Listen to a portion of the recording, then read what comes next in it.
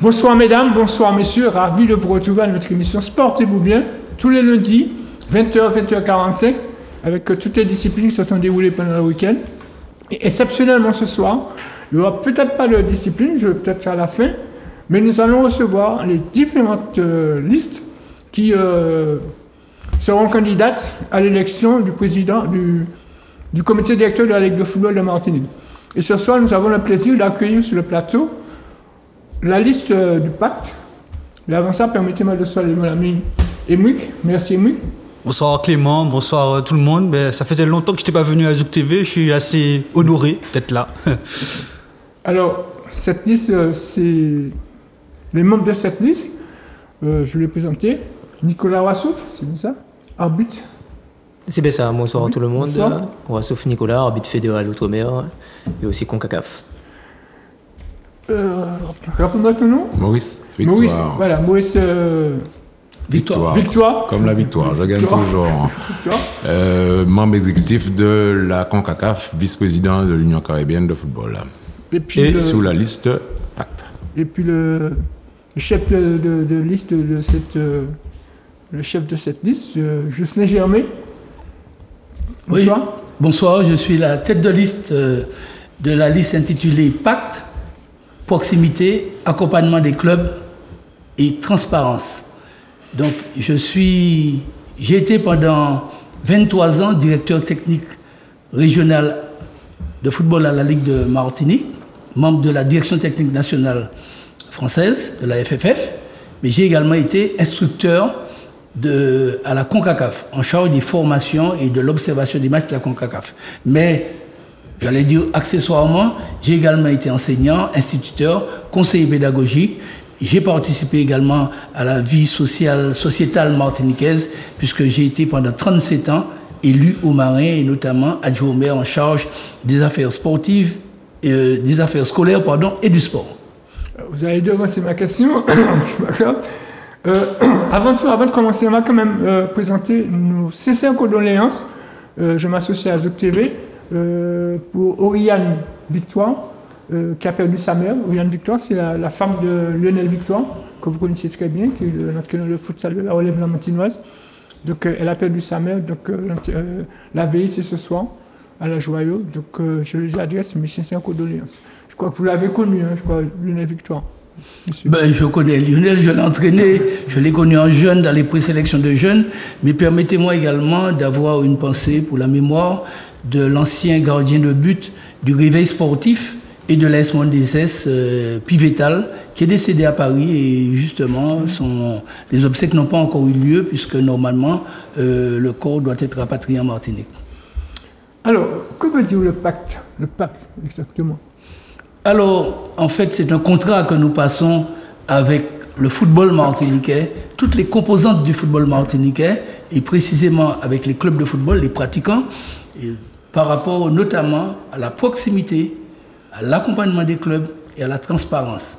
Mais en fait, c'est le fruit et la résultante de tous les entretiens que nous avons eus avec les clubs qui ont fait remonter leurs préoccupations, leurs doléances. Nous avons eu des rencontres avec les présidents de clubs du Nord Caraïbe, de Fort-de-France, du centre, de la CACEM, du Sud Caraïbe au Diamant, du Sud, de l'extrême Sud à Sainte-Luce, du Sud Atlantique au Robert, à l'Estrade précisément, et à Mondeses. Et donc, à la faveur de ces différents entretiens, lorsque nous avons fait la synthèse, eh bien, cela nous a permis de constater qu'effectivement, il y avait une très grande distanciation, dirais-je, entre les clubs et la gouvernance actuelle, parce que les clubs n'étaient pas entendus, n'étaient pas écoutés. Et à partir de là, nous avons jeté les bases d'un projet dont les clubs étaient véritablement les principaux porteurs. Et donc, de cela est sortie la notion de proximité, la notion d'accompagnement de club et la notion de transparence. Alors, vous avez sur votre liste 19 candidats sur votre liste. Est-ce que vous pouvez nous les présenter? Eh bien, évidemment, en fait, je vais les présenter sur un modèle, par rapport au modèle de structuration. Nous avons voulu qu'il y ait des représentations de tout le territoire. Et par exemple, le président du CS Cas Pilote, Laurent L'Espérant, représente le Nord-Caraïbe. Mais il a été proposé par l'ensemble des clubs du Nord-Caraïbe suite à une réunion que nous avons eue. À Fort-de-France, eh bien, nous avons, sur Fort-de-France, José Jean-Baptiste, qui est le président de l'Excelsior. Nous avons Audrey Deleré, qui est le président du Racing Club de Bocanal. Nous avons Maurice Victoire, qui, à l'origine, a une forte identité goldenis, même s'il est en qualité de membre individuel, puisqu'il est membre de la Ligue de football actuellement. Il y a également Crétinoir, Joël Crétinoir, qui est un éducateur qu'on ne présente plus au Racing Club de Saint-Joseph, voyez-vous. Et il y a la présidente du Goodlock, la section football du Goodlock, Madame Eguadel Lydie. Donc, pour ce qui est de Fort-de-France et de la CACEM, sur le nord Atlantique, eh bien, du Grand Nord, à Joupa-Bouillon, le président du Silver Star, M. Edmond Selaï, que tout le monde connaît sous le surnom de Mistral, parce que c'est quelqu'un qui souffle tout sur son passage, et c'est d'ailleurs lui qui est à l'origine de l'un de nos slogans, un nouveau souffle pour le football martiniquais.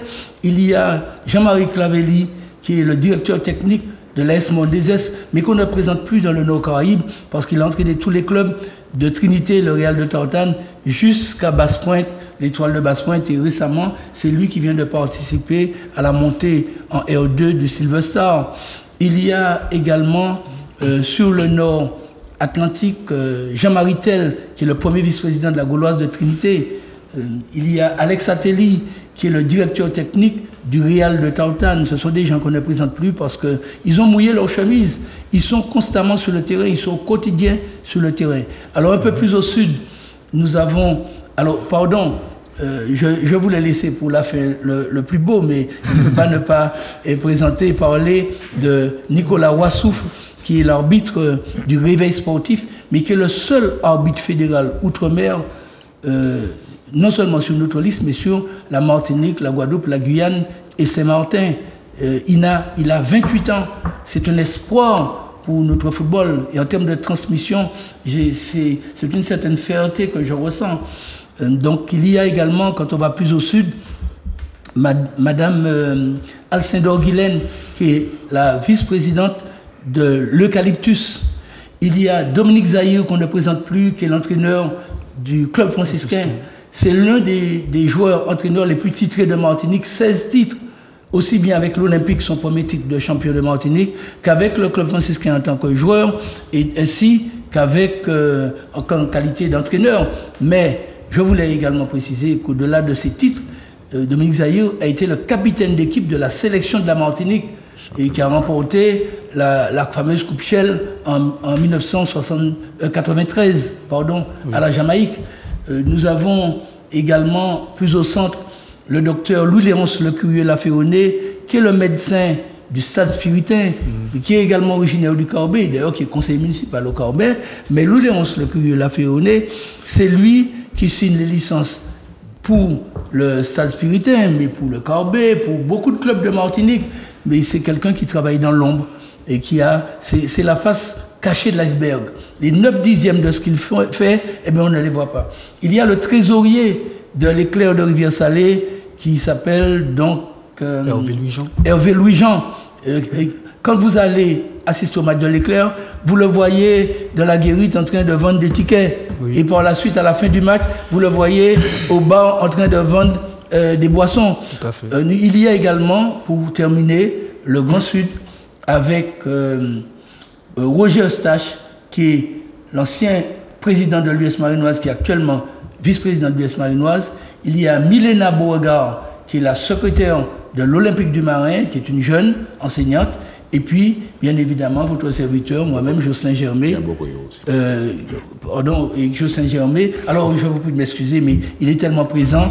Eh bien, il y a Georges Beaupréau, qui a été l'ancien président du club colonial qu'on ne présente plus clair. et qui a fait ses preuves avec le club colonial et moi-même, donc, je Saint-Germain, qui est actuellement directeur technique à l'intérieur de Sainte-Anne. C'est vrai qu'on n'a pas beaucoup de temps pour présenter le projet, mais on va essayer de raccourcir les réponses. Mais avant de passer la parole à Émeric, vous avez sans doute parcouru toute la Martinique pour présenter votre liste. Est-ce que vous pensez que vous êtes crédible auprès des présidents de club? Eh bien, c'est-à-dire que de cette élection, nous avons placé les présidents, les clubs au centre de notre projet. Et donc, nous sommes l'émanation de la volonté des présidents de club de vouloir porter un nouveau souffle pour le football martiniquais. Je ne suis pas venu en disant je veux être président. Ce sont les présidents de club qui m'ont porté. Et ce sont les présidents de club qui m'ont sollicité pour qu'aujourd'hui je puisse être l'espoir, l'espérance pour qu'un football martiniquais puisse survivre. Moi, j'ai une question globale aux trois invités présents. Sur ces 4 dernières années, voire sur ces 8 ou 12 dernières années, qu'est-ce qui vous a gêné? Qu'est-ce qui vous gêne toujours? Tu peux parler si tu veux, ou bien je parle. Je peux commencer. Il faut peut-être parler à quelqu'un d'autre. Bon, eh bien, écoutez, moi, ce qui me gêne, nous avons parlé de la proximité. Ben, écoutez, vous demandez à tous les présidents de club, depuis quand ils ont vu assister à un match, à un membre de la Ligue à un de leurs matchs. Ils ne vont pas au match. Vous êtes sur les terrains tous les jours. À part les grands matchs de Dillon, mais un match à Grand-Rivière, au Mont-Rouge, à Saint-Pierre, au Marin, aux Anses d'Orlé, non, ils ne sont pas sur le terrain. C'est cette fameuse proximité. C'est ce qui peut être facilitateur pour pouvoir être à l'écoute des clubs. Parce qu'il faut être à leur écoute. Les clubs sont en grande souffrance. Or, et donc dans l'organisation des compétitions, je peux vous donner un exemple. Là, il y a eu quelques matchs, ça a été un petit peu compliqué avec les troubles, etc., à l'ordre public. Mais la sélection de la Martinique a joué il y a peut-être un peu moins d'un mois, en Guadeloupe. Elle a joué le vendredi. Il y avait un seul joueur titulaire, c'est Lucas Arden. Il y avait peut-être 6 joueurs qui évoluent en Martinique, mais la R3 ni la R2 n'ont joué. Alors qu'il y aurait pu avoir une organisation, un fonctionnement pour nous permettre de jouer, pour nous permettre par la suite de souffler et d'aérer le championnat. S'agissant de l'accompagnement des clubs, vous imaginez, vous arrivez à la Ligue. Moi, je parle de l'accompagnement et de l'accueil.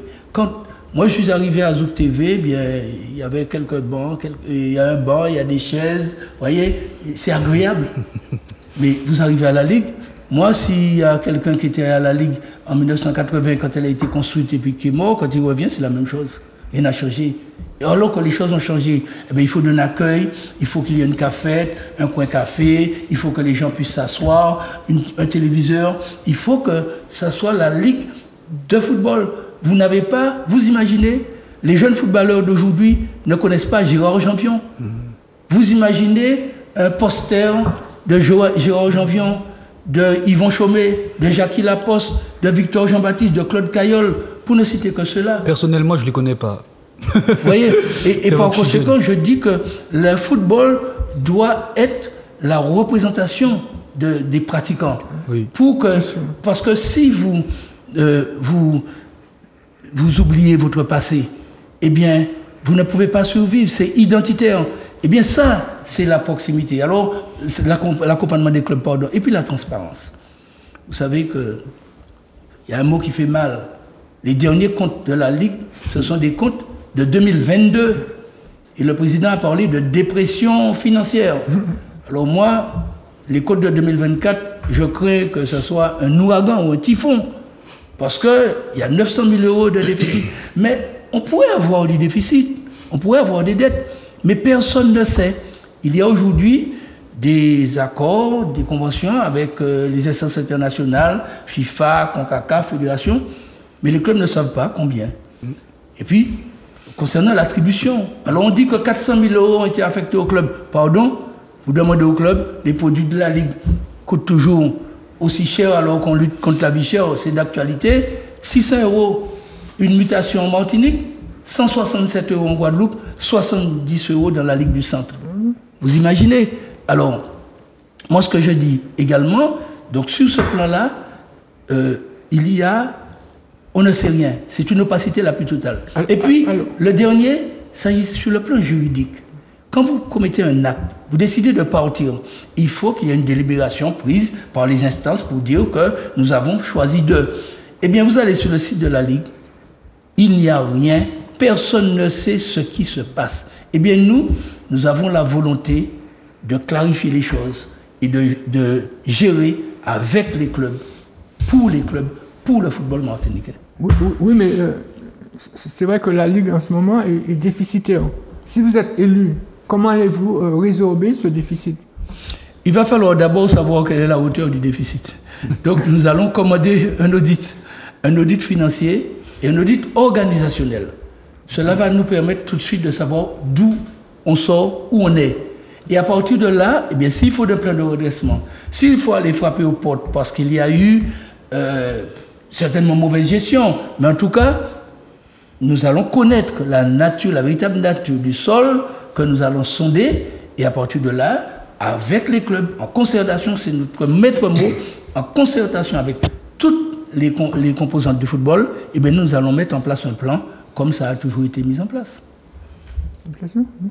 Oui, je voulais avoir la réponse à mes questions, enfin à ma question en tout cas, au niveau de l'arbitrage, au niveau de, pourquoi pas à l'international, à la CONCACAF, qu'est-ce qu'on peut obtenir encore aujourd'hui pour ces 4 prochaines années par exemple?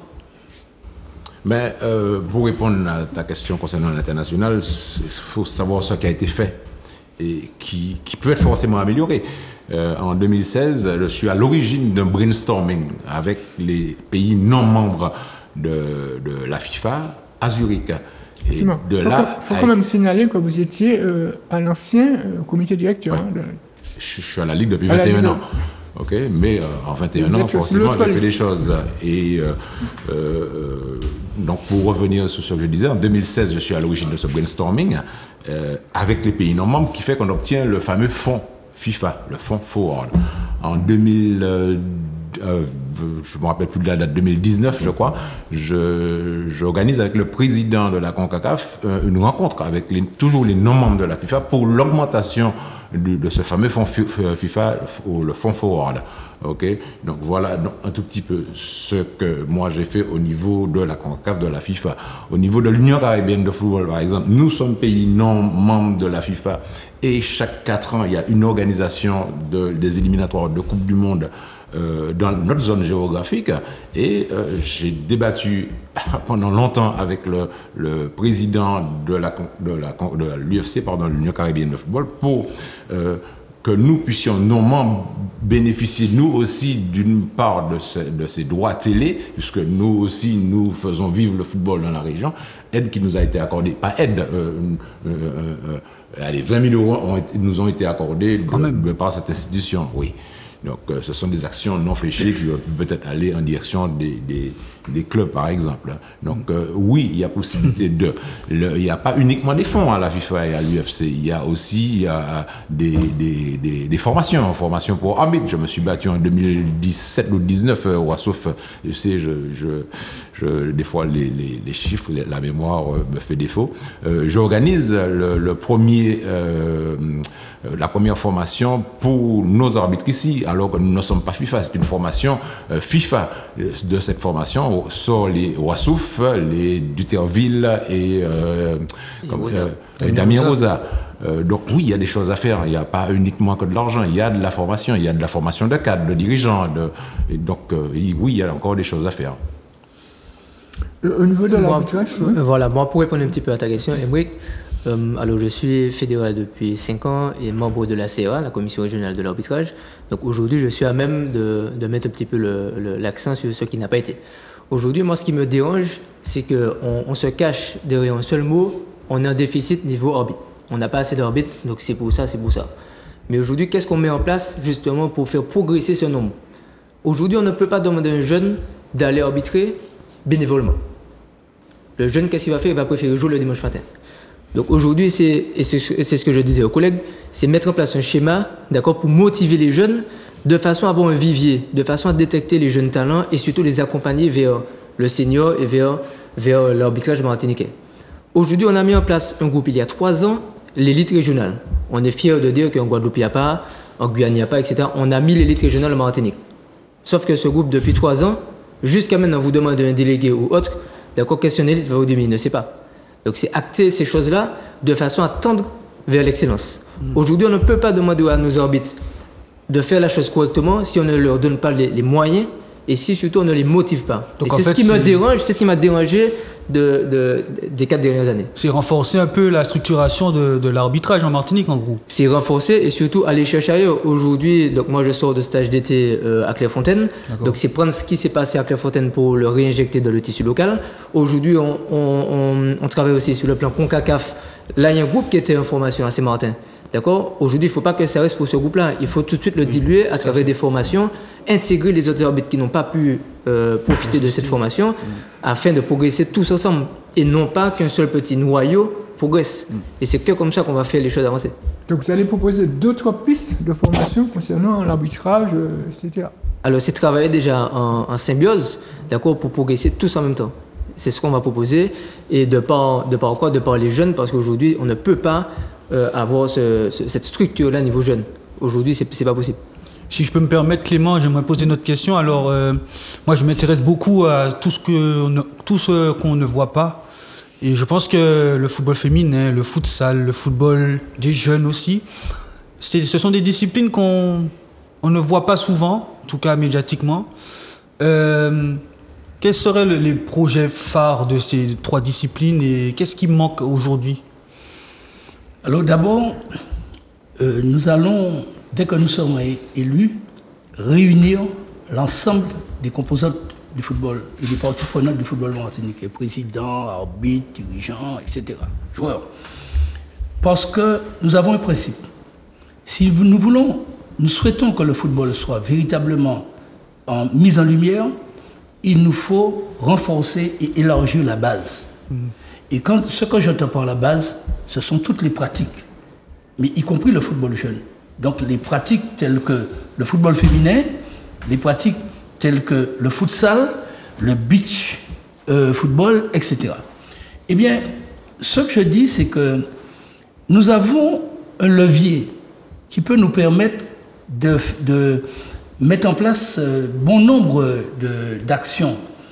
Et eh bien, il faut les sortir. C'est-à-dire qu'il y a un règlement sportif qui vient d'être voté récemment, mais qui a été adressé 2 jours avant l'Assemblée au président. Ils n'ont pas eu le temps de l'exploiter parce que c'est une centaine de pages. Mais ce levier nous autorise et nous permet de mettre en place des formes de pratique, football à 5, football à 7, futsal. Je prends l'exemple du football féminin. On a 8 à 10 équipes. Déjà, il faut constituer une commission féminine avec un représentant de chaque club, pour que qu'on soit à l'écoute véritablement des clubs.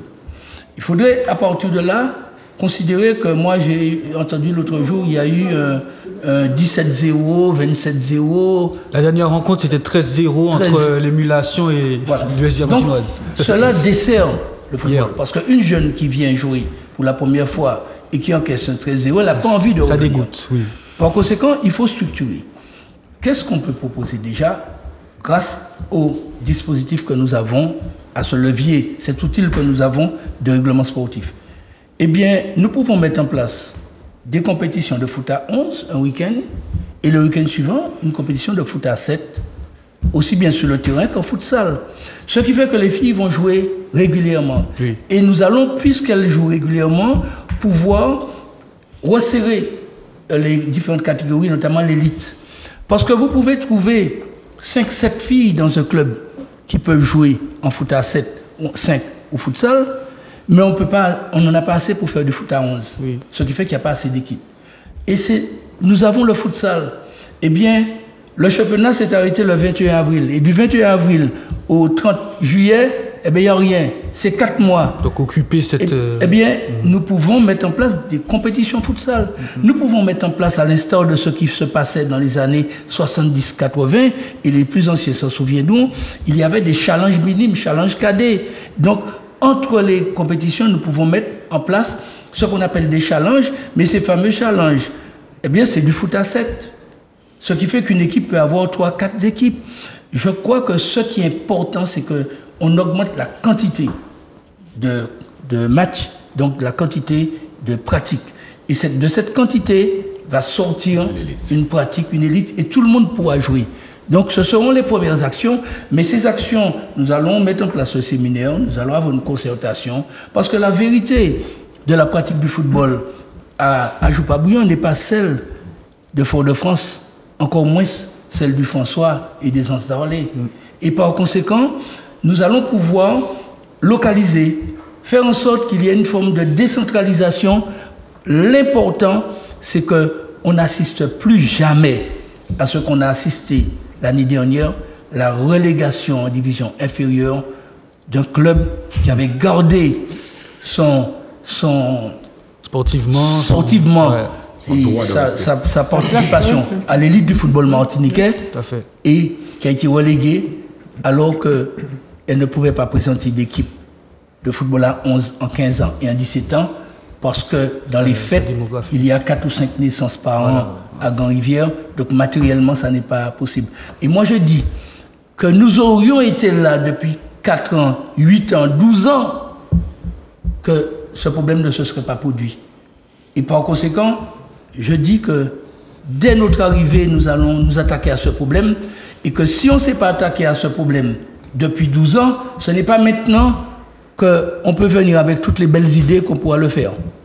Alors, en matière d'infrastructure sportive, est-ce que vous allez dans les communes pour voir comment ça se passe, pour pouvoir essayer d'améliorer ces infrastructures? Alors, 2 choses. La première, c'est que pour pouvoir proposer d'améliorer les choses, il faut les connaître. Nous, on est sur le terrain. Moi, je croise Émeric, je te croise, on s'est vu sur les terrains. Donc, si vous n'allez pas, vous ne pouvez pas rencontrer les gens. Et effectivement, nous allons faire la proposition avec les différentes instances. Moi, j'ai rencontré déjà des hauts responsables du football. J'ai été instructeur de la CONCACAF. Maurice Victoire est membre du comité exécutif de la CONCACAF. Mais vous permettez que je vous dise, le comité exécutif de la CONCACAF est composé pour partie de 2 représentants par région. C'est-à-dire 2 représentants pour le Nord, l'Amérique du Nord, 2 pour l'Amérique centrale, 2 pour la Caraïbe. La Caraïbe, c'est 31 pays. Et parmi les 2 représentants des 31 pays de la Caraïbe, il y a M. Maurice Victoire. Un Martiniquais. Un Martiniquais. Et ça, vous comprenez, les autres, eh bien, ils valorisent leurs compétences. Oui. Pas nous. Les gens ne le savent pas. Alors, ce que je dis, c'est que nous allons rencontrer les élus pour mettre en place des plans. Vous savez, dans les années 70, il y a eu un plan quinquennal de construction de terrains de football. On a vu naître les terrains du Vauclin, de Sainte-Anne, de Sainte-Luce. Vous voyez les petits terrains avec les tribunes là, les petites casquettes. On a vu un plan quinquennal en natation avec des bassins, etc. Eh bien, nous allons nous battre pour qu'il y ait un plan quinquennal éventuellement ou décennal de terrain synthétique. Ouais, parce que la pratique a évolué. Ah ouais. Et puis ce que je dis, en termes de structuration, d'accord, il y a les équipements, mais il y a d'abord les conditions de pratique. Ce que j'appelle conditions de pratique. Nous avons un pôle outre-mer qui a été créé en 1998. J'étais à l'origine en 1998. Ça fait 26 ans. Vous imaginez? Eh bien, ce pôle outre-mer qui a été créé en 1998, c'était le premier des DOM. Aujourd'hui, il y a 3 pôles fédéraux en Guadeloupe.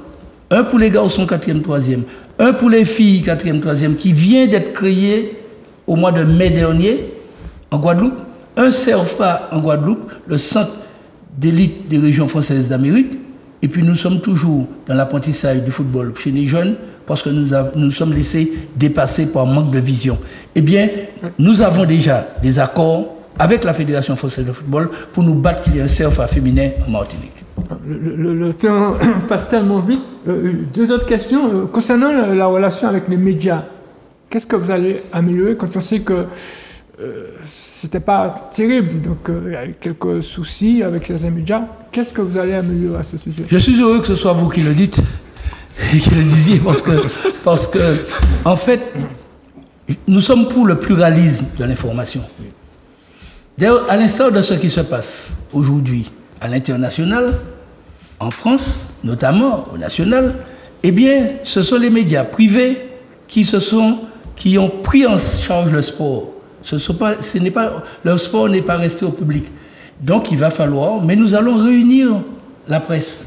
Oui. Nous allons les écouter pour qu'il y ait des propositions qui soient faites. Parce que la presse ici, nous ne sommes pas respectés. Mais je sais, mais ce n'est pas que la presse. C'est personne qui n'est respecté. C'est le football qui n'est pas respecté. Et c'est pourquoi nous arrivons avec...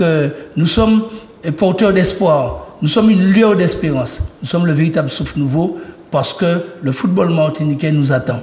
Alors, dans les relations institutionnelles que vous présentez dans votre programme, j'ai vu une photo de Wendy Renard. Est-ce que ça veut dire qu'elle travaillera avec vous bientôt? Wendy Renard, c'est la marraine de notre comité de soutien. C'est un scoop. C'est la marraine de notre comité de soutien. Et c'est Wendy Renard qui va m'accompagner à la fédération pour rencontrer le président de la fédération ainsi que le conseil exécutif, le COMEX, pour que nous puissions mettre en place les structures de formation, et notamment pour les filles en Martinique. Eh ben oui. Oui, j'ai une petite question. Alors, comme on le sait tous, je suis sur le terrain et la première critique qu'on me fait de votre liste et de sa tête de liste, c'est en tant que CTR, il n'y a pas eu assez de développement. Sur la liste Pacte, il y a beaucoup d'anciens. Ce sont les grandes critiques que j'entends. Qu'est-ce que vous avez à répondre à ces personnes-là? Eh bien, vous savez, je suis de ceux qui pensent que quand on a certaines affirmations, certaines déclarations, je réponds par des données observables et quantifiables. La moyenne d'âge de notre équipe est de 53 ans. Un âge mûr pour les gens qui accèdent à une gouvernance. Nous avons le plus jeune, nous avons le plus jeune qui a 28 ans. La moyenne d'âge de l'équipe des autres, LDC, je crois, DCL. Le changement de la continuité. DCL, oui. Date limite de consommation, 10 novembre 2024, eh bien, elle est de 57 ans. Ils sont plus âgés que nous. Et même les plus vieux, les plus âgés. Mais je considère que, je dis surtout que le jeune va plus vite, mais le vieux connaît le chemin. Donc, il ne s'agit pas d'avoir une querelle d'anciens et de nouveaux. S'agissant du développement, moi, je faisais partie des exécutants. Je n'étais pas en charge du projet en responsabilité. Parce que j'ai fait des propositions, mais qui n'ont pas été acceptées. Parce que c'est la gouvernance de la Ligue qui a fait des choix. Aujourd'hui, certains choix qui sont faits, malheureusement, le personnel administratif de la Ligue et le personnel technique, nous allons les mettre en valeur. Parce que c'est eux. Vous avez un directeur administratif à la Ligue, ce n'est pas lui qui gère. Quand vous allez à la Fédération française de football, vous vous adressez au directeur des affaires juridiques, au directeur général. Ce que nous allons faire, c'est-à-dire que nous allons d'abord rencontrer le personnel.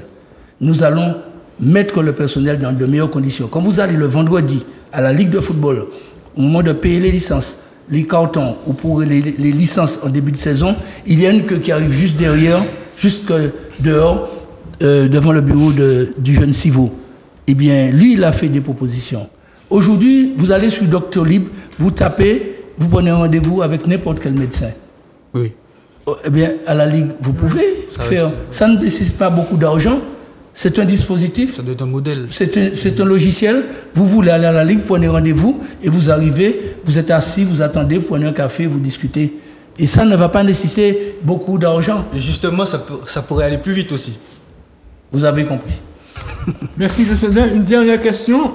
Alors, qu'est-ce que vous avez à dire pour convaincre les présidents de club à voter pour votre liste? Est-ce que nous pouvons faire une réponse, une triple réponse? Je laisse d'abord. Oui, bien sûr. Nicolas commencer. Rapidement, oui. Déjà, je vais parler sur le plan arbitrage, pour faire simple. Enfin, ils me connaissent aujourd'hui en local, les collègues me connaissent. Et aujourd'hui, c'est vraiment amener un souffle nouveau, reprendre un petit peu les choses en main pour avancer dans la même direction, parce qu'aujourd'hui, l'arbitrage est un petit peu laissé à l'abandon et à la dérive. Le terme pacte est significatif. Et lors d'une de nos rencontres avec un dirigeant de club, j'ai vite compris que mon club, le Golden Star, n'était pas le seul en souffrance et que l'ensemble des clubs est en souffrance. Donc, pacte a toute sa signification.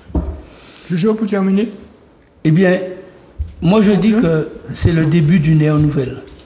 Parce qu'en fait, je n'ai plus à convaincre ce sont les clubs qui m'ont convaincu qu'il fallait que je sois le porteur d'espoir, que je sois la voix des clubs pour que le football martiniquais soit écouté, entendu, respecté.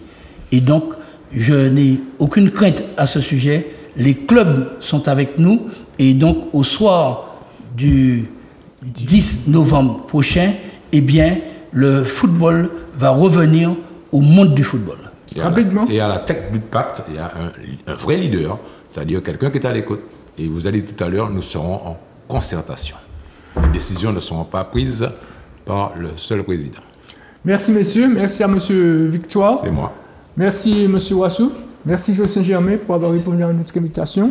C'est moi et je vous remercie et je tiens à vous féliciter pour la tenue de votre émission et le fait que cette émission puisse permettre au football d'être écouté, qu'il y ait de la communication. Et en tout cas, vous pouvez compter sur nous. Nous allons tout faire pour pouvoir vous aider à faire en sorte que les gens soient informés. Merci beaucoup. Donc, vous allez nous quitter. Nous allons recevoir l'autre liste à notre studio. Mais en attendant, nous allons voir la rencontre qui opposait le Golden Star au Club Colonial. C'était dimanche après-midi.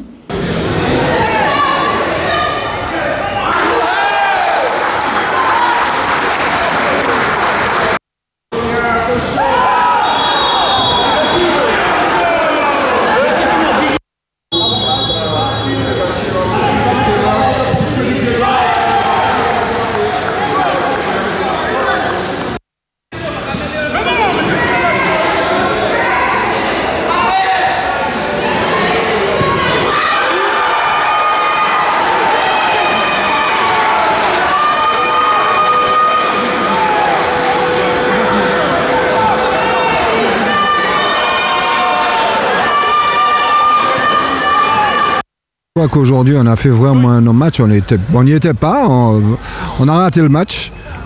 Le derby, il faut le gagner impérativement et là aujourd'hui c'est pas le cas. Le Golden, on a voulu un petit peu plus que nous. Donc, et puis en fait c'était compliqué, hein. Il faut savoir qu'on a des joueurs suspendus, des blessés et d'autres qui sont hors du département pour des événements festifs pas loin de nous. Donc on a dû remanier l'équipe cet après-midi et puis ben voilà, hein, on n'a pas un effectif pléthorique nous permettant de le faire. Donc aujourd'hui ça a été un peu compliqué, le Golden Star méritait sa victoire. Nous on est passé à côté, donc il nous appartient de revenir, de recommencer à travailler pour être à nouveau efficace.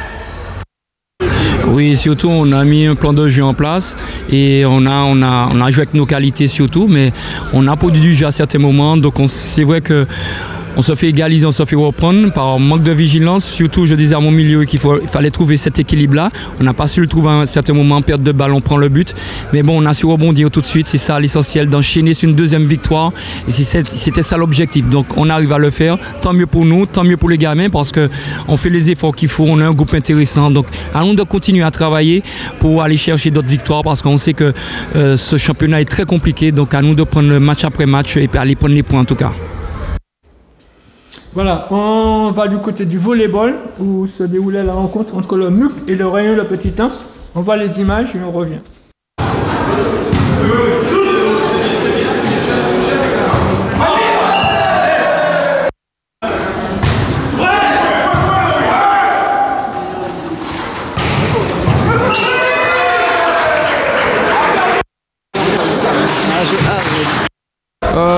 On savait qu'ils n'étaient pas mauvais. Contre le RCA, ils ont perdu, mais ils ont pas mal joué. Bon, on n'avait quand même pas assez de remplaçants. On était amoindris. Il y a des joueurs, 2 joueurs, 3 joueurs qui ne pouvaient pas venir aujourd'hui. Bon, ça a fait que ça a mal tourné. On a essayé de colmater, de faire des choix, mais ça c'est passé juste. Alors, c'est une victoire de prestige. C'est une grande équipe sur les champions en titre. Et nous sommes très contents d'avoir gagné aujourd'hui. Ça a été un match difficile. On gagne 3-7-2 dans la W1. Mais on apprend petit à petit et on essaie de se rapprocher des meilleures équipes de Martinique. Il y a encore du boulot, mais c'est prometteur. Voilà, comme je vous l'avais promis, nous revenons avec la deuxième liste qui va prétendre à l'élection du comité directeur de la Ligue de football de la Martinique. Alors, Monsieur Duquesne, vous allez, comme je l'ai dit, vous présenter à l'élection du comité directeur de la Ligue de football via une liste.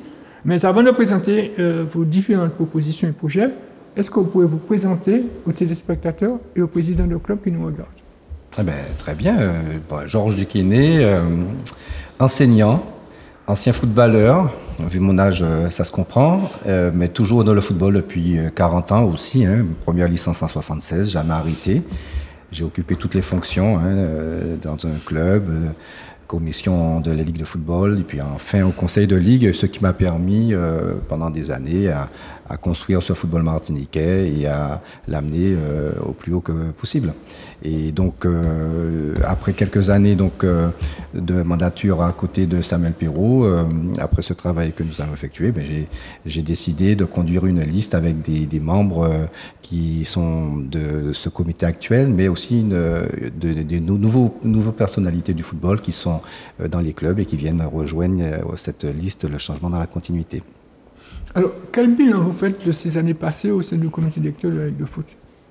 Écoutez, c'est un bilan qui est somme toute positif. Nous avons, notamment lors de ces dernières années, les 4 dernières années, comme vous savez, avec cette crise sanitaire et sociale qu'il y a eu avec le Covid, nous avons su maintenir ce football, augmenter évidemment les nombres de licenciés, permettre à tous de pouvoir jouer et avoir des compétitions nouvelles qui se sont créées et avoir continué à faire du football. C'est important pour la société, c'est important pour le football martiniquais et ça a été un point extrêmement positif. Le football martiniquais, évidemment, a de belles choses qui sont en train de se faire et puis évidemment, il y a des choses qu'il faudra qu'on continue à améliorer et des nouvelles propositions que nous avons à faire pour développer ce football martiniquais. Alors, moi, j'ai une question. Donc, je tiens à bonsoir tout d'abord, Monsieur Duquesne, Monsieur Raymond Alger, bonsoir. Merci d'être parmi nous, en tout cas à Zouk TV. Moi, il y a une forte interrogation que j'ai, c'est comment on peut avoir des difficultés financières quand on a des aides de la 3F, on a des aides de la FIFA, on a des aides de la CONCACAF. Pourquoi on arrive à avoir des difficultés et de la collectivité. Oui, de la collectivité aussi, les subventions qui n'arrivent pas apparemment. Pourquoi on a du mal à exister financièrement? Alors non, on existe quand même, il ne faut pas dire qu'on n'existe pas, on existe tout à fait. La preuve, c'est que nous continuons à fonctionner, nous continuons à développer ce football. Nous avons des aides des institutions internationales, de la collectivité territoriale, de la Fédération française de football. Oui. Nous avons des recettes propres aussi. Et effectivement, le point délicat aujourd'hui, c'est uniquement le point de la collectivité territoriale qui, pas seulement au football, pas seulement aux associations, mais dans le monde économique, à l'hôpital aussi, vous avez effectivement un retard de versement de subventions. Nous sommes quand même sereins parce que nous travaillons avec la collectivité. Nous savons que les choses sont en train de rentrer dans l'ordre. C'est pas évident, c'est pas facile, mais nous sommes sereins sur cela. Et effectivement, dès que nous aurons récupéré ces subventions, ce petit passage délicat sera derrière nous. Mais à ce que je sache, nous avons continué à jouer au football sans aucune difficulté. Tout a pu se faire sans aucun problème. Je veux quand même ajouter, concernant les fonds dont vous faites état, c'est à mon avis, une grave erreur de laisser croire que les dotations, certaines dotations, notamment CONCACAF, FIFA, puissent être utilisées à des fins différents que ceux auxquels ces subventions sont destinées. Nous avons, effectivement, nous recevons un certain nombre de fonds, mais ce sont des fonds dédiés. Et là, la discussion que Georges a eue tout récemment avec les instances devrait nous permettre de faire pencher la balance vers les clubs, mais non pas en numéraire, mais plutôt en matériel. Donc il y a une visibilité positive alors pour les 4 prochaines années, du coup. Oui, écoutez, vous avez des recettes qui viennent des institutions. Ces recettes sont établies. Elles respectent un certain nombre de procédures que nous avons toujours pu mettre en place sans aucune difficulté. C'est pour cela d'ailleurs que nous les percevons chaque année. Sinon, vous ne les auriez pas eu. Et à partir de là, vous pouvez développer des actions qui sont fléchées pour le football dans certains domaines. On ne peut pas tout faire parce que ce n'est pas permis, mais nous avons continué à travailler. Et cette dépression que vous avez évoquée, je le répète, c'est un instant où tout le monde retrouve cette difficulté, que ce soit les associations, j'insiste, ou le monde économique. La collectivité a des difficultés aujourd'hui à donner ces subventions qu'elle avait déjà validées par ses différentes plénières et puis qu'elle tarde à donner.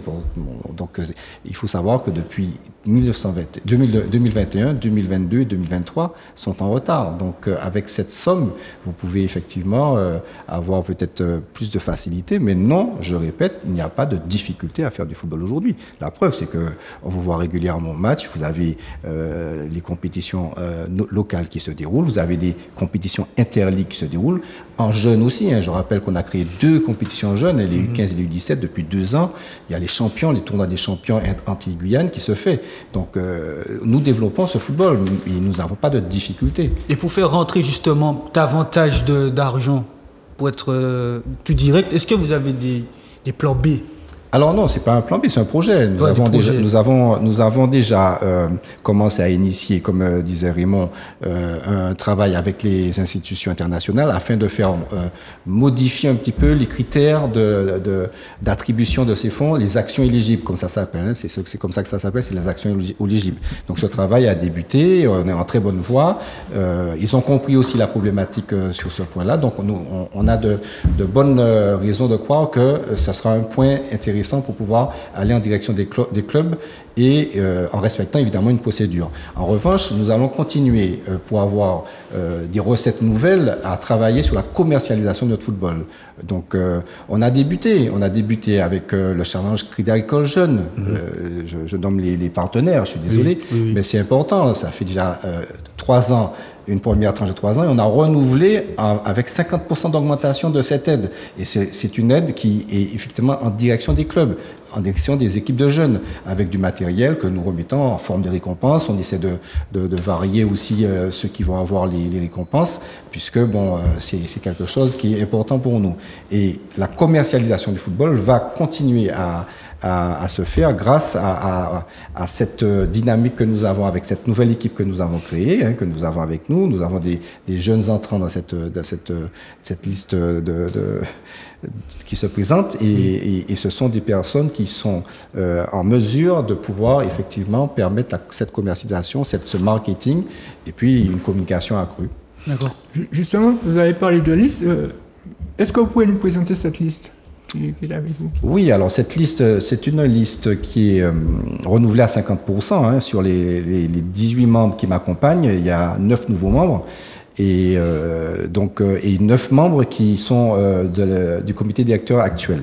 Donc pourquoi un renouvellement? Déjà parce que nous avons besoin de souffle nouveau, de personnes qui ont des compétences, des qualités qui vont permettre à se développer ce football. Parmi ces personnes, il y a des femmes présidentes de clubs.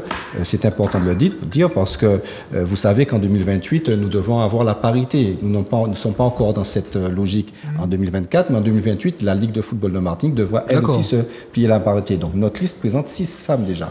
Alors, ce ne sont pas des mannequins, comme j'ai entendu dire par-ci par-là. Ce sont des femmes qui sont en responsabilité dans des clubs, qui sont soit présidentes, soit secrétaires générales de club. C'est très important. Et puis, nous avons aussi un certain nombre de camarades qui m'accompagnent, qui sont là dans l'ancienne direction. Et pourquoi? Parce que vous avez besoin de cette expérience, de cette expertise. Ce milieu a énormément évolué. Ce qui se passe en 2010-2014, ce n'est plus ce qui se passe en 2024. En 10 ans, les choses ont énormément changé. D'ailleurs, le budget de la Ligue de football a changé. On est passé de 1 million, 2 millions, 3 à 3 millions et un petit peu plus. Ce qui veut dire que vous ne gérez plus cette Ligue comme il y a une quinzaine d'années. Ce n'est pas vrai. Donc là, vous avez besoin d'expérience, de savoir-faire, de méthodes, d'outils. Et ça, nous maîtrisons ces outils. Et c'est pour cela que cette liste avait besoin de continuer avec des personnes de qualité qui étaient déjà présentes et qui vont continuer à tirer vers le haut cette équipe. Et les nouveaux membres vont amener tout ce que nous avons besoin comme fraîcheur, comme dynamisme pour pouvoir réaliser nos projets. Alors, justement, quels sont ces principaux projets que vous allez présenter au président du club? Alors ce projet, puisque comme je vous l'ai dit, c'est le changement mais dans la continuité. Vous ne pouvez pas construire une maison si vous n'avez pas de fondation. Le football martiniquais a des bases. Ces bases, nous les avons créées, d'accord? Donc, nous allons continuer à travailler avec ces bases. Donc, il y a plusieurs grands axes. Ce sera compliqué de tous les développer, mais je vais faire une synthèse. Nous allons travailler sur la pérennité du football. C'est quoi la pérennité du football? Contrairement à ce qui se passe en Martinique, avec 40 000 personnes qui ont quitté la Martinique, nous avons augmenté pendant cette tranche de 10 ans nos licenciés. Donc, pérenniser le football martiniquais, c'est continuer à stabiliser, voire augmenter ce nombre de licenciés. Nous allons donc faire un travail au niveau des écoles primaires pour pouvoir permettre le recrutement, la fidélisation de jeunes footballeurs qui seront les footballeurs de demain enseignants. Et cela sur les filles comme sur les garçons, avec le foot à 11 comme le futsal, puisque c'est à cet âge-là que vous pouvez faire des activités physiques et sportives, et pourquoi pas du football, et les fidéliser, c'est très important. C'est un grand axe. Et puis, le deuxième grand axe, toujours dans la philosophie du football jeune, ce sont les catégories qui sont en compétition. Vous avez les U13 jusqu'au U19 qui sont en compétition. Et là, nous allons continuer à améliorer ce qui a déjà été fait avec la labellisation du football jeune, mais aussi avec les compétitions interligues que nous avons créées. Nous allons travailler sur deux volets. Le volet qui consiste à permettre aux clubs de faire de la formation, du recrutement et de la compétition, mais avec leurs difficultés, nous allons travailler pour qu'ils puissent faire jouer un jeune, où qu'il soit, et quel que soit le niveau qu'il a. Mais il faut aussi penser aux élites jeunes pour les championnats. Et donc nous allons travailler aussi sur ce deuxième volet en améliorant le parcours de ces jeunes élites en championnat, car nous avons besoin de jouer. Un jeune doit jouer. Ça, ce sont les deux premiers axes qui sont en direction des jeunes et des moins jeunes. Et puis vous avez tout ce qu'on appelle l'accompagnement au club. Alors c'est quelque chose que nous faisons depuis des années déjà. Il n'y a pas de doute là-dessus. J'entends ça et là qu'il y a un problème de proximité. Ce n'est pas vrai. Nous sommes aux côtés des clubs en faisant des formations, en accompagnant les clubs sur le plan administratif et sportif, que ce soit par le biais des services de la Ligue, mais par le biais des personnes du Conseil de Ligue, qui répondent presque en instantané à tout ce qu'ils ont besoin comme information. Et puis nous avons aussi, en dehors de ce volet, qui est un volet, on va dire, un petit peu obscur, ce volet administratif, formation des dirigeants tout au long de la mandature et sur tout le territoire, il y a eu des formations. Plus de 200 personnes ont participé à ces formations sous l'autorité de Jean-Pierre Louis. Donc voilà ce qui se faisait déjà. Évidemment, il y a un accompagnement financier des clubs. Alors c'est vrai que c'est compliqué, nous savons la difficulté dans laquelle se trouvent les clubs. Nous connaissons ce marasme. Il n'est pas lié uniquement au football. Nous sommes dans une société où économiquement nous avons des difficultés, tous sans exception, et effectivement nous allons travailler à continuer à aider ces clubs financièrement. Donc comme me disait Raymond, nous avons déjà commencé à travailler sur les fonds dont nous sommes sûrs d'avoir comme recette, ce sont les fonds internationaux. Et nous allons continuer sur le même modèle de l'aide Covid, nous allons créer des possibilités de financer les actions des clubs, de tous les clubs, afin qu'ils puissent avoir de quoi payer le matériel, avoir les éducateurs. Ça, c'est quelque chose que nous savons faire, que nous avons pu avoir grâce à nos relations avec la CONCACAF. Et bien, nous continuerons sur cette base et nous allons pouvoir aider les clubs sur ce biais-là. Voilà. Mais la commercialisation du football est un moyen aussi de financer les clubs indirectement. C'est l'avenir. Il faut bien qu'on sorte du cadre uniquement des subventions qui viennent des collectivités ou des institutions. Donc on va travailler là-dessus. Ce n'est pas le dernier point, parce que vous m'avez dit quel est le programme. Je vais juste les nommer au moins. Le football féminin. Oui, nous connaissons la difficulté du football féminin. Nous le savons comment ça arrive. Donc, pour que ce football féminin puisse continuer à exister, là aussi, il faut des bases. On ne peut pas construire quelque chose si on n'a pas les bases. Nous avons commencé, dès l'année dernière, nous avons mis en place des plateaux jeunes filles sur tout le territoire.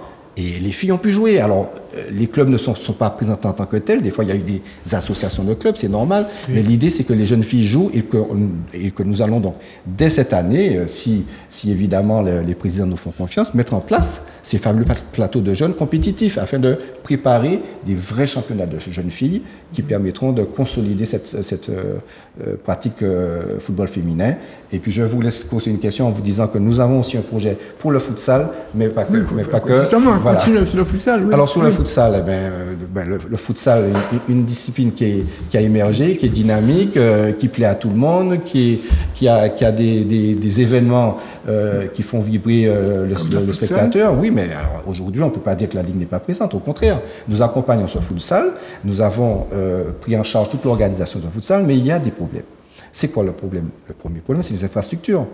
Nous avons ce problème qui perdure. Nous allons donc continuer à travailler avec les offices, avec les gestionnaires de stade, ce que nous avons déjà commencé à faire. Nous avons mis un personnel dédié. Nous avons recruté un personnel à la Ligue de football qui se charge du futsal. Alors, ce n'est pas sa seule mission, mais il est chargé du futsal. Donc, avec ces éléments, nous allons continuer à faire développer ce futsal. Avec les compétitions nouvelles, en 7 ans, il y a déjà 4 compétitions qui se font. C'est impressionnant. Je ne parle même pas de la sélection futsal. Nous avons déjà 4 compétitions. Le championnat à la Coupe de Martinique, ça c'est presque obligatoire, je ne veux pas dire le contraire, mais vous avez le trophée des champions, le trophée Antilles-Guyane, bon, c'est quelque chose qui mettra à l'actif du Conseil de Ligue actuel. Et nous allons continuer, parce que nous sommes battus pour avoir la Coupe de France féminine, et on va se battre pour avoir la Coupe de France en futsal aussi. Donc ça aussi, c'est parce que les relations que nous avons depuis des années nous permettent de montrer l'importance de l'activité physique et sportive, le football en particulier, le futsal qui viendra aussi. Donc voilà les éléments que je peux vous donner sur le futsal, mais il y en a d'autres, parce que l'organisation du futsal, c'est des arbitres, c'est des délégués, c'est des formations de cadres. Eh ben oui, on les met en place, et puis ça va se faire avec la collaboration des clubs. Vous ne pouvez pas faire des choses sans être avec les clubs. Et c'est ce que nous faisons dans notre liste. Nous avons quand même 3 personnes qui sont dans le futsal. Nous avons vu l'importance de la présence des personnes du futsal pour pouvoir travailler sur le futsal. 3 personnes, et parmi lesquelles 2 présidents. Une présidente, un président et un arbitre. Je vous disais, la structuration des clubs, c'est l'avenir aussi pour les associations. Et puis, vous avez un président qui est aussi cadre technique, Lionel Victoire, pour ne pas le citer. Eh bien, oui, formation des cadres, c'est en passe de se faire, puisque nous avons déjà, avec l'équipe technique de la Ligue de football, Mario Bocali en tête, commencé à mettre en place les projets. Ils ont eu récemment une visio. Et puis, un arbitre. Pourquoi un arbitre? Parce que c'est une pratique qui est extrêmement, spectaculaire, mais elle est aussi spectaculaire parce qu'il y a des contacts et tout ça. Donc nous avons besoin d'avoir des arbitres, de nouveaux arbitres, former ces arbitres et qu'ils soient de qualité. Donc on a dans notre liste pensé à tout cela pour pouvoir avancer. Et puis les autres points, qui ne sont plus obscurs. Il y a un volet qui nous tient particulièrement à cœur, c'est l'apport du football dans la citoyenneté. Nous nous apercevons aujourd'hui que nos clubs, notamment nos sections de jeunes, lors des compétitions, sont un peu le réceptacle de ce qui se passe dans la société. Et il nous appartient en tant que ligue, en tant que personnes concernées par le football, de considérer que nos associations, nos clubs, doivent être accompagnés dans la prise en charge de ces fléaux que sont, alors je ne vais pas tous les citer, mais le harcèlement, les incivilités. Donc, nous allons mettre en place des formations pour former au sein de chaque club un ou plusieurs médiateurs, des personnes qui seront capables, le dimanche matin, vous savez, autour des terrains, comment ça se passe avec les parents ou même avec les joueurs entre eux, mais pour que chaque club ait en son sein un certain nombre de personnes capables d'intervenir, non pas pour entrer dans une médiation. Et puis, le deuxième aspect de la citoyenneté, c'est le repérage et puis l'accompagnement des élèves, des sportifs, des jeunes qui sont des élèves, mais pour lesquels le harcèlement les poursuit au sein du club. Donc ça aussi, à l'instar de ce qui se fait dans l'éducation nationale, nous allons mettre en place des formations pour que chaque club dispose d'un référent harcèlement. Ça peut être un jeune, un moins jeune, un dirigeant, même un parent, pour que nous ayons... C'est notre contribution à la bonne santé de notre société. Ça pourrait être aussi le soutien scolaire aussi. Mais le soutien scolaire, les clubs le font déjà. D'accord. Pour la plupart, ils le font. Mais aujourd'hui, être face à un enfant harcelé, il faut avoir les outils pour déjà le détecter, ensuite pour l'accompagner. Donc nous mettrons en place, et ça dès le début, ces formations pour que chaque club puisse disposer de ces personnes ressources capables d'intervenir. Alors, je vous souhaite quand même dire un petit mot parce que, vous voyez, ce qu'on vient de donner comme axe de développement dans cette mandature qui vient, on a l'impression que ce n'est pas du football. Mais c'est de la construction des futurs Martiniquais. C'est la protection des jeunes Martiniquais et des jeunes Martiniquaises. Et ça fait partie de notre rôle que d'accompagner les clubs, que de mettre en place ces axes de développement, d'axes qu'on appelle axes citoyens, qui aujourd'hui sont hyper importants, sinon notre société elle va partir à volo. C'est du social. Donc on ne peut pas tout le temps parler que de l'AR1, il faut aussi voir tout ce qui se passe à l'intérieur d'une association, à l'intérieur d'une activité. Il ne nous reste pas beaucoup de temps, rapidement. On n'a pas parlé de l'arbitrage et de la formation des cadres.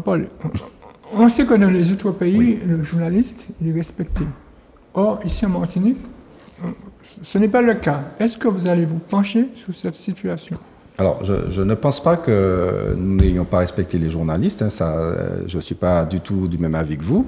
Je crois que nous avons toujours été à l'écoute de tous les médias et nous avons permis à tous les médias de pouvoir faire leur travail. Alors, si vous évoquez peut-être un certain nombre de manifestations qui sont organisées, par exemple, par la CONCACAF avec des règles très strictes, là, effectivement, nous devons, au niveau de notre... Non, pas forcément, mais surtout au niveau des délégués. Quand vous arrivez au stade et qu'il y a des délégués qui vous disent...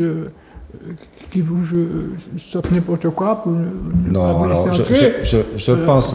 Vous savez, la Martinique, on sait qui c'est qui est journaliste, on sait non, monsieur je crois qu'il faut avoir sa licence comme tout le monde. C'est ce que nous avons tenu à faire, vous vous souvenez. Hein, vous voyez, vous nous donnez l'occasion de rappeler quelque chose que nous avions mis en place et que je n'aurais pas pensé à dire.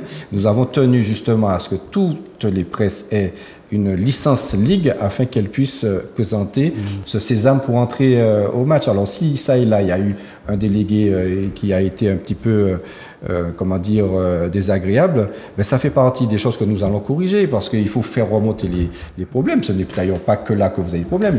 Monsieur Alger vous a fait observer que des fois, le dimanche matin, il y a aussi des problèmes. Donc il faut aussi que ça remonte à la ligue et c'est pris en charge. Après Clément, j'aurais bien aimé revenir sur le bilan, sur le projet de la liste de monsieur Duquesne. Moi, il y a un sujet qui me tient souvent à cœur et je pense que vous le devinez, c'est la sélection de Martinique. Donc voilà, cette sélection, on sera plus dans la continuité ou du changement. C'est-à-dire, par exemple, une question plus directe, le staff actuel, Marc Colla, est-ce que on est vers une poursuite ou bien un changement s'il faut préparer la Gold Cup l'année prochaine, enfin la qualification déjà, où on pourrait se situer par exemple? Alors, s'agissant de la sélection, déjà, je souhaite rappeler, même si ça a peut-être déjà été dit sur c'est positif, le bilan. Déjà, ça fait depuis 2019, nous sommes en Ligue A. Tout à fait. D'accord? C'est à la création de la Ligue des Nations, nous nous sommes qualifiés pour la Ligue A. Et depuis, on y reste. Donc, je pense qu'il faut déjà féliciter tous ces acteurs qui ont permis à ce qu'on reste dans cette Ligue A, à savoir évidemment les joueurs, mais les staffs. Et ce n'est pas l'œuvre que du dernier staff, parce que le staff précédent, Mario Bocali, avait permis à cette sélection de rester et d'enchaîner les Gold Cup aussi. Et évidemment, merci Monsieur Larcher, d'enchaîner les Gold Cup. Donc, félicitations déjà à la sélection. Alors, nous avons eu une compétition que nous avons terminée en Guadeloupe le 15 octobre et nous avons donc maintenu notre place en Ligue A. Mais par la même occasion, nous nous sommes qualifiés pour passer ce qu'on appelle les préliminaires pour la Gold Cup qui se dérouleront en mars. D'accord ? Nous ne savons pas encore contre quel adversaire, mais nous saurons. Il me semble quand même que c'est tout à fait légitime que de demander au staff actuel qui s'est régulièrement qualifié sur le terrain avec ses joueurs, est-ce qu'ils souhaitent poursuivre ? Ceci étant, nous avons une élection le 10 novembre. Il me semble qu'on va attendre le 10 novembre. Mais sur le principe, je parle comme si je n'étais pas candidat, sur le principe, il me semble que c'est normal que de demander à ce staff s'il souhaite continuer. Mais un staff, ce n'est pas qu'un entraîneur ou un sélectionneur, c'est aussi un staff médical. Ce staff médical, ça fait plus de 10 ans qu'il est là. Et c'est un staff qui est exceptionnel, composé de Martiniquais évoluant en Martinique, puisque je sais que vous appréciez cette façon de parler. Eh bien oui, nous avons une équipe de Martinique composée d'un staff technique, d'un staff médical, de joueurs qui nous ont fait plaisir. Ils nous ont fait plaisir, ils nous ont permis de nous qualifier pour ce barrage de préliminaire, comme il y a 2 ans, quand nous avions participé à la Gold Cup 2023. Vous voulez parler de l'arbitrage aussi? Alors oui, dans l'arbitrage, oui, c'est un domaine qui est très, très important. Nous avons de toute façon déjà mis en place un travail de recrutement et de fidélisation des arbitres, de formation des arbitres. Ce travail nous a permis, quoi qu'on entend ça et là, d'avoir des arbitres qui sont reconnus à l'international. Ce n'est pas faux de le dire. D'accord? Donc ça, c'est une première chose. Donc c'est parce qu'il y a un travail qui est fait au sein de cette commission régionale des arbitres que nous avons pu avoir ce type d'arbitre. Nous avons stabilisé notre nombre d'arbitres, voire même augmenté légèrement, puisque ce n'est pas aussi simple que cela. Vous avez, je rappelle, au sein des associations, des soucis de recrutement de bénévoles. Malgré cela, nous avons réussi à maintenir nos arbitres. Le projet que nous avons, c'est évidemment de continuer à faire ce recrutement et cette fidélisation, mais nous voulons aussi performer au niveau des jeunes et performer au niveau des élites. Et pour cela, nous allons mettre en place des cellules de formation spécifiques pour ces arbitres, sans oublier la formation continue, sans oublier le recrutement, des cellules donc, de formation spécifiques permettant aux jeunes talents de pouvoir être pris en charge par une commission, évidemment, au sein de la CRA, c'est leur rôle, pour pouvoir leur permettre de progresser et d'arriver beaucoup plus vite au haut niveau. Parce que nous avions, il y a une dizaine d'années, des arbitres qui évoluaient au haut niveau et qui étaient plutôt âgés. Et depuis quelques années, regardez bien, de plus en plus, ce sont des jeunes arbitres qui participent de plus en plus à cette organisation des compétitions, soit au niveau des championnats, des coupes en local, mais même au niveau des échanges que nous avons avec les interligues. Donc, nous souhaitons augmenter cette formation pour ces jeunes arbitres et évidemment pour ceux qui sont déjà dans l'élite, performer en continuant avec les stages de formation, mais avec les échanges que nous avons, puisqu'il semblerait qu'il n'y a pas beaucoup de choses. Récemment, nous avions un stage de CONCACAF à Saint-Martin. Ce n'est pas le premier, ce n'est pas le dernier, et ça continuera. C'est parce que aussi nous avons pu mettre en place tout ce travail. Concernant l'arbitrage, j'avais aussi une question plus spécifique. En R3, au football féminin, c'est vraiment un souci. Il y a beaucoup d'arbitres bénévoles, en tout cas, qui officient lors de ces rencontres. D'où vient le problème, en fait? Je vais corriger. Vous voyez, puisque rapidement, parce que le temps... Très rapidement. Alors, je vais corriger, puisque récemment, il y a eu un post de Maurice Narcisse qui disait, voilà, le match gauloise, 3 arbitres absents. Il faut dire aussi que les 3 arbitres qui ont remplacé, les 3 personnes qui ont remplacé, c'était 3 arbitres. Ce sont 3 arbitres licenciés. Ça fait partie des règles. Et je suis même allé plus loin, parce que sur cette journée-là, 24 arbitres avaient été désignés. Je n'avais pas la dernière feuille. Sur 21 arbitres, il y en a 18 qui ont officié. C'était 18 arbitres licenciés à la Ligue de football. Il faut quand même faire attention à ce qu'on dit. Non, les arbitres sont présents sur les matchs. Quand ils sont absents, ils sont remplacés par des arbitres. Ça fait partie des règlements. On ne va pas modifier les règlements, on ne va pas inventer des règlements. C'est comme ça que ça fonctionne. Je remercie les arbitres qui viennent et je remercie les arbitres qui sont au match, peut-être pour venir voir un match, et qui n'hésitent pas à prendre le sifflet. Tout à fait. Il faut quand même reconnaître que ça fait partie de leur ADN. C'est comme un médecin, il est peut-être pas en fonction, il va voir quelqu'un qui tombe, il va quand même essayer de le soulager, de voir ce qui se passe. Ben, non, les arbitres sont présents sur les matchs. Mais il y en a qui ne viennent pas. Non, mais c'est un fait qu'il n'y en ait pas suffisamment. On l'a dit, on reconnaît qu'il faut qu'on ait davantage d'arbitres. Et l'ambition que nous avons, c'est de commencer la formation beaucoup plus chez les tout jeunes. Pour l'exemple des sportifs qui sont à la section d'excellence sportive ou à la classe foot féminine, nous allons mettre en place de façon obligatoire un volet arbitrage. Voilà. Donc notre souci, c'est vraiment de faire progresser nos arbitres, mais dès le plus jeune âge. Alors, Nicolas Roisseau, qui est un arbitre international, c'était au comité directeur. Il est allé dans l'autre liste. Pourquoi? Non, Nicolas Roissouf n'était pas au comité Il n'a directeur. jamais été au comité directeur. Il est arbitre. C'est un talent qui a été formé en Martinique par la commission régionale des arbitres et ses cellules de formation. Je le félicite d'être arrivé à ce niveau et j'espère qu'il continuera à être à ce niveau. C'est le football martiniquais qui rayonne, c'est vrai, mais non, il n'y a pas que Nicolas Roissouf, il y a d'autres arbitres qui sont aussi à l'international. Donc voilà, donc qu'ils continuent tous leur chemin et que d'autres viennent les accompagner. Alors, vous avez sans doute parcouru toutes les communes pour vous présenter votre projet au président du club. Est-ce que vous pensez que vous êtes crédible auprès d'eux à la veille de l'élection au comité directeur? Alors, nous avons rencontré des difficultés pour parcourir justement ce territoire, puisque notre campagne a dû commencer tardivement, puisque comme étant encore aux affaires, nous avons continué à organiser ce football en Martinique. Donc, et puis, malheureusement, les événements sociaux ne nous ont pas permis d'aller au contact des présidents, donc, mais nous avons pu transmettre au président la teneur de notre projet qui a obtenu un écho assez favorable. Donc, oui, notre liste est plus que crédible. Nous sommes sereins pour ces élections et nous allons continuer à travailler dans les derniers jours pour pouvoir, si ce n'est convaincre nos présidents qui sont déjà bien sensibilisés, mais leur montrer tout le bien fondé de ce projet qui est bâti sur un existant qui est solide. Alors oui, si on peut me permettre, j'ai une autre question, peut-être plus rapide. S'il fallait juste dégager une satisfaction sur les années découlées, ce serait laquelle? Sur la dernière mandature? Ou bien sur les 10 dernières années? Enfin, alors, s'il fallait choisir je vais rester fierté. sur la dernière mandature. Ouais, et je vais peut-être vous surprendre parce que, ayant assisté à une réunion à la Dragesse avec toutes les ligues, quand vous avez, lors du Covid, seule la Ligue de football de Martinique qui joue au football jeune, ça c'est une satisfaction. Seuls les jeunes footballeurs ont joué pendant le Covid. Et ça, nous avons tout mis en œuvre pour que le football ne s'arrête pas. Nous avons fait des réunions avec les clubs. Certains ne voulaient même plus recommencer.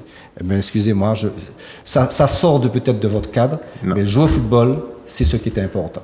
Et les présidents de clubs ne vont pas l'oublier, parce que je me souviens encore des visios. Il y en avait énormément. Et nous enchaînions les visios, 2, 3, 4 visios le même soir, puisqu'il y avait plusieurs strates. Et je crois que ça, c'est un point éminemment positif. Nous avons maintenu l'activité football en dépit des conditions difficiles. Et c'est aussi grâce au club, hein. Oui. Je sais pas, nous avons initié tout ça, nous avons formé, mais c'est aussi grâce au club parce qu'ils nous ont fait confiance. D'accord. Est-ce que vous allez continuer votre relation avec la FIFA pour l'intégration de la Martinique au sein?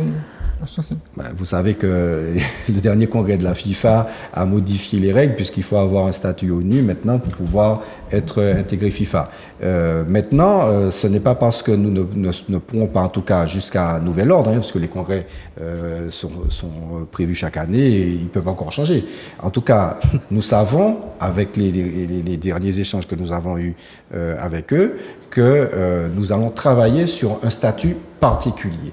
Alors, d'aucuns penseraient qu'aller à la FIFA, oui, c'est pas la peine si on n'a pas ceci, si on n'a pas cela. C'est pas vrai.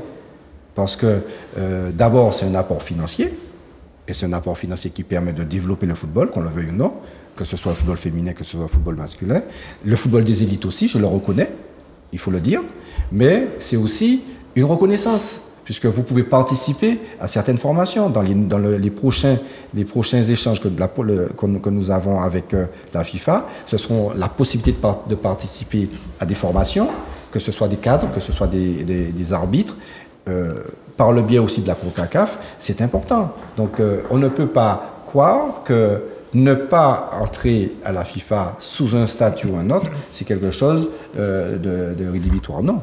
Il faut absolument continuer à travailler avec la FIFA. Donc, pour pouvoir... On a déjà des aides FIFA, on pourrait en avoir plus. Nous travaillons pour cela et d'ailleurs, le lobbying que nous faisons depuis l'existence de ce fonds FIFA nous a permis effectivement d'avoir 100 000 $ de plus. Oui, en dollars. Effectivement. Voilà. Si Émeric n'a plus de questions, ce sera la dernière, monsieur, pour vous tous les deux.